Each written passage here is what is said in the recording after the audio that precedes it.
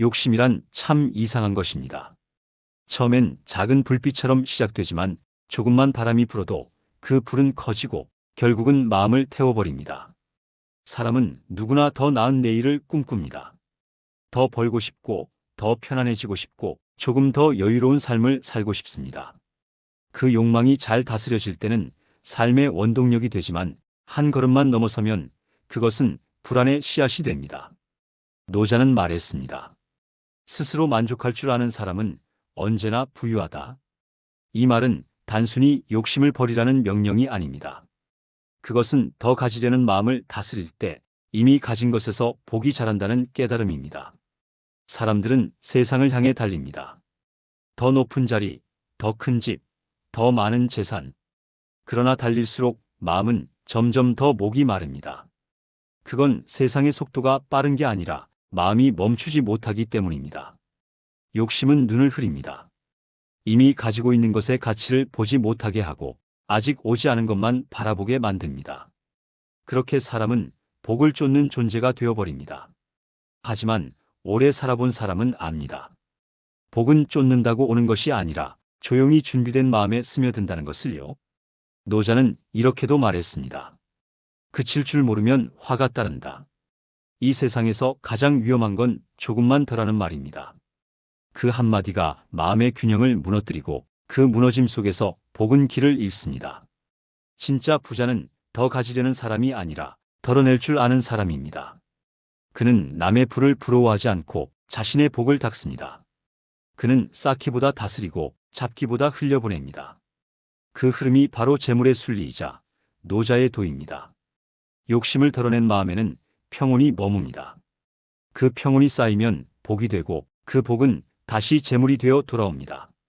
오늘 우리는 그 순리를 이야기하려 합니다. 더 가지는 법이 아니라 덜어내는 법. 잡는 기술이 아니라 놓는 지혜. 그 단순한 가르침 안에 진짜 부의 문이 열려 있습니다. 욕심은 처음엔 달콤합니다.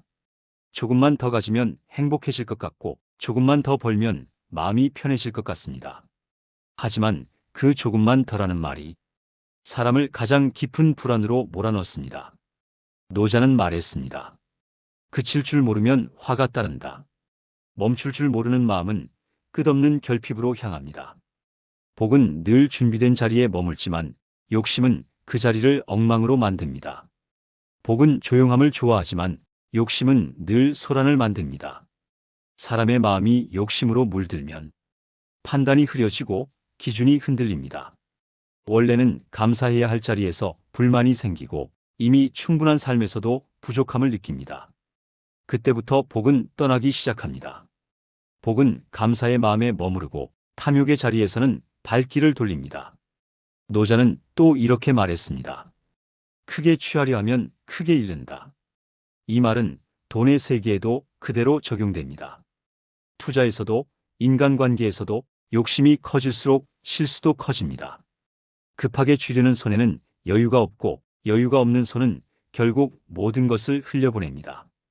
욕심은 복을 끌어오는 힘이 아니라 복을 막는 벽입니다.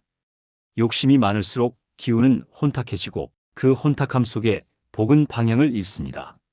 마음이 어지러우면 기회도 흐려지고 복이 와도 그 복이 복인 줄 모르게 됩니다. 노자의 세상에서 부는 움켜쥐는 자에게서 시작되지 않습니다. 그는 말했습니다. 부드러운 물은 단단한 바위를 이긴다. 복도 그러합니다. 조용히 흐르는 마음에는 복이 스며들고 조급히 타오르는 욕심 속에서는 복이 타버립니다. 사람들은 종종 이렇게 말합니다. 운이 없는 것 같다. 그러나 노자의 눈으로 보면 운이 없는 것이 아니라 마음의 자리가 비좁은 것입니다.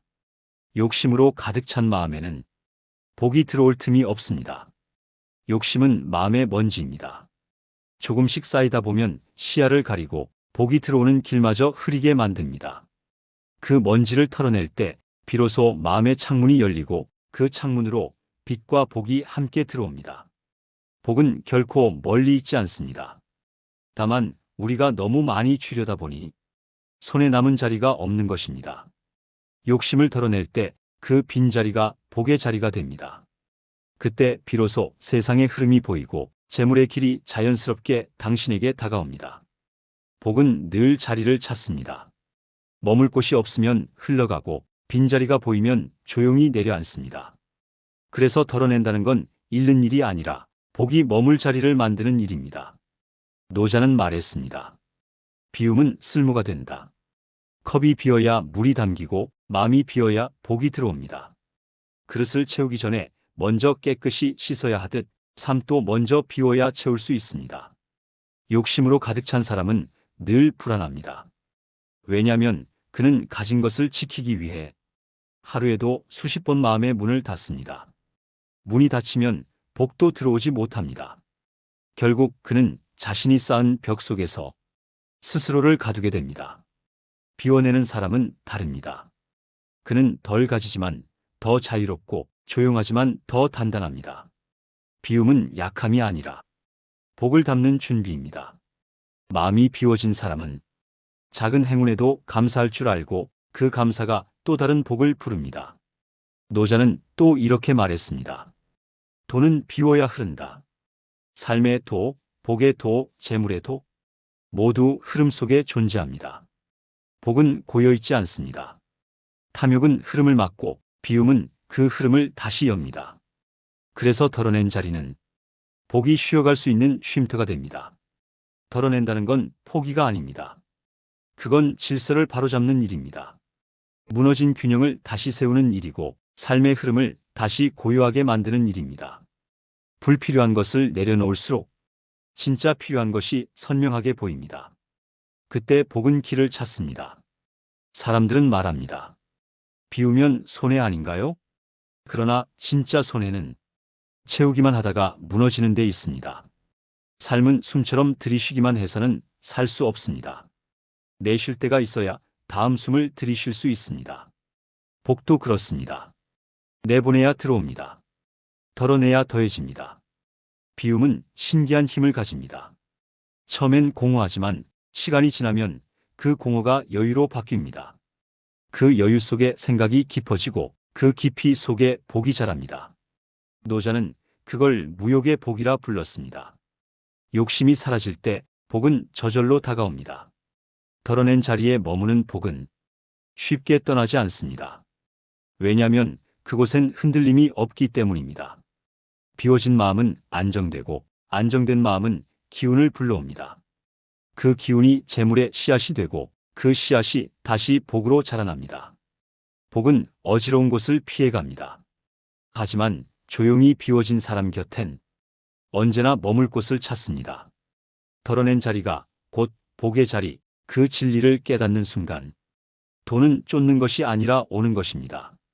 노자는 말했습니다. 부드러운 것이 단단한 것을 이긴다. 이 말은 단정한 마음의 강함을 가장 잘 보여줍니다. 많이 가진 사람보다 덜어낸 마음을 지닌 사람이 오래갑니다.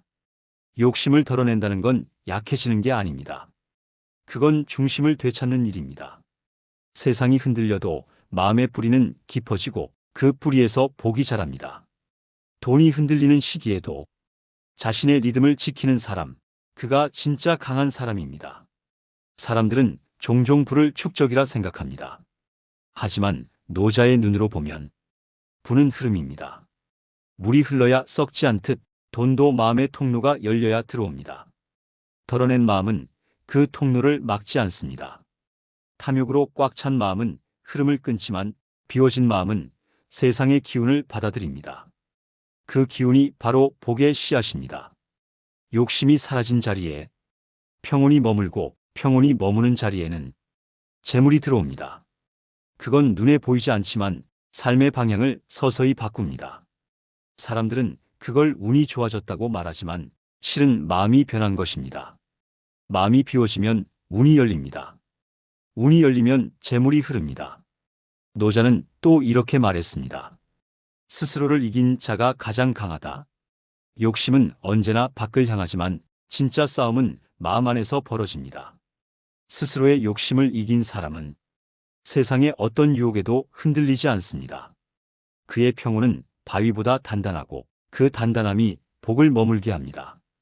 사람들은 흔히 이렇게 말합니다. 성공하려면 더 가져야 한다. 하지만 진짜 성공은 더 많이 가지는 것이 아니라 불필요한 것을 덜어내는 데 있습니다. 그 덜어냄이 마음의 공간을 만들고 그 공간으로 기운이 들어옵니다. 돈은 마음의 상태를 비춥니다. 욕심으로 뒤덮인 마음은 늘 어둡고 무겁습니다. 반면 비워진 마음은 맑고 가볍습니다. 그 맑음이 세상의 복을 끌어당기는 힘이 됩니다. 그건 기술이 아니라 태도입니다. 복은 능력이 아닌 자세에 반응합니다. 욕심을 덜어낸 사람은 누구보다 자유롭습니다. 그는 세상의 소리에 휘둘리지 않고 다른 사람의 부에 흔들리지 않습니다. 그의 부는 잔잔하지만 그 평온 속에서 더 깊어집니다. 비움은 단순한 결심이 아니라 삶의 순환을 되찾는 일입니다. 덜어낼수록 삶은 단정해지고 단정해질수록 복은 가까워집니다. 그 복은 눈에 보이지 않지만 당신의 하루를 천천히 바꿉니다. 말이 부드러워지고 표정이 평온해지고 마음이 흔들리지 않게 됩니다. 그때 재물은 자연스럽게 다가옵니다. 억지로 잡지 않아도 그 흐름이 당신을 향해 옵니다. 그게 노자가 말한 부의 순리입니다. 덜어낼수록 마음은 강해지고 강해질수록 복은 가까워집니다. 우리가 살아온 세상은 언제나 덜을 외쳐왔습니다.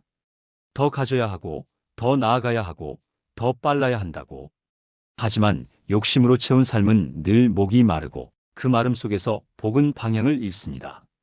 노자는 말했습니다. 그칠 줄 아는 자는 욕되지 않는다. 멈출 줄 아는 마음, 그것이 지혜의 시작입니다. 덜어내는 용기, 그것이 부의 첫걸음입니다. 복은 화려한 곳이 아니라 고요한 곳에 머뭅니다. 욕심이 사라진 마음은 더 이상 세상과 싸우지 않고 자연의 흐름과 함께 걷습니다. 그 평온함 속에서 돈은 도망가지 않고 재물의 기운은 천천히 당신에게 다가옵니다. 가득 찬 그릇은 더 이상 물을 담을 수 없지만 비워진 그릇은 언제든 새 물을 받을 수 있습니다. 삶도 마찬가지입니다.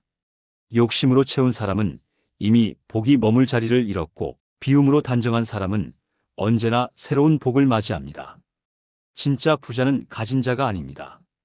덜어낼 줄 알고 멈출 줄 알고 기다릴 줄 아는 사람입니다.